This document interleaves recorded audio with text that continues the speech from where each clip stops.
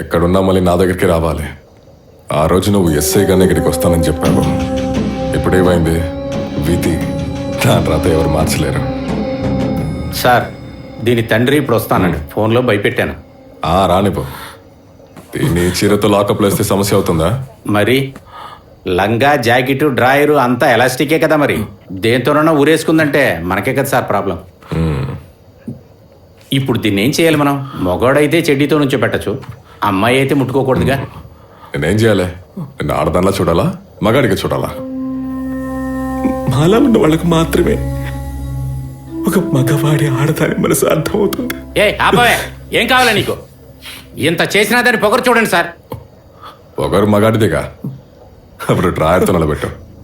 ఇది basic human rights violation. అయ్యో sir, మీకు తెలీదు. రికార్డ్ ప్రకారం చూస్తే మగాలని డ్రాయర్తో నిలబెట్టొచ్చు. ఆడదానివని ఐడెంటిటీ ఉందా? ఉందా? లేదుగా. అప్పుడు డ్రాయర్తోనే. మెప్పు. విప్పు. లోపల ఏమేమి దాచించో మేము కూడా చూడాలిగా. రోషిని నువ్వు వెళ్ళి హెల్ప్ చేయి. మేము చేస్తే తప్పవుతుంది. ప్లీజ్. చేతివే. చేతి చెప్తుంటే నీకు అర్థం కదా?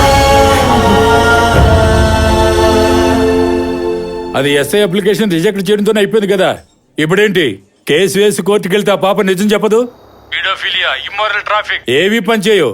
నువ్వు ప్రతీకారం కోసమే కేసు వేసావని వాళ్ళు అనుకుంటే నీ పని పోతుంది. నీ విషయం వేరు. కేసు రిజిస్టర్ చెయ్యొద్దు. సార్, ఇలాంటి వ్యక్తి మీద కోపం ఉందని చెప్తే అది నాకే అసహ్యం. సార్, ఆడమ్మగా కాకుండా టెస్ట్ రాసి ఎస్ఏ అవుతానని చెప్తే అది డిపార్ట్మెంట్కి అసహ్యం సార్. అందువల్లేగా ఆ రోజు ఆ రిపోర్ట్ పంపింది. మీరు చెప్పారుగా పంపమని. మరి ఇప్పుడెందుకు ఇలా చెప్తున్నారు? సార్, మళ్ళీ కాల్ చేస్తా సార్. ఓకే.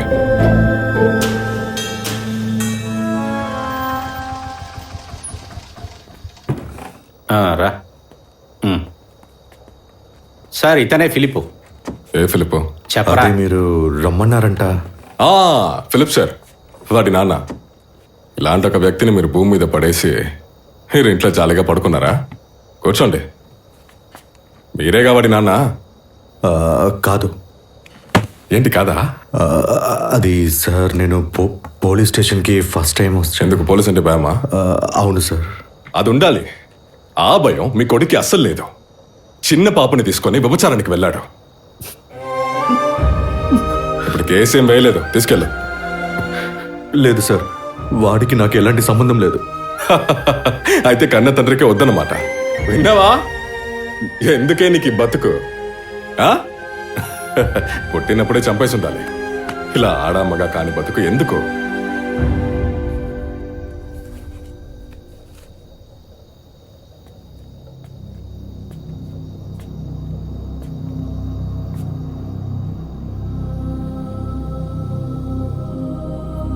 మొగోడుగా పుట్టి ఎంతో పొగరుగా తిరిగేవాడిని. మగపిల్లడు పుట్టగానే చాలా ఆనందం వేసింది. కానీ ఇలాంటి పరిస్థితి ఏ కొడుకు ఏ తండ్రికి ఇవ్వకూడదు. ఇక చాలు, ఎక్కడికైనా వెళ్ళి చావురా నువ్వు.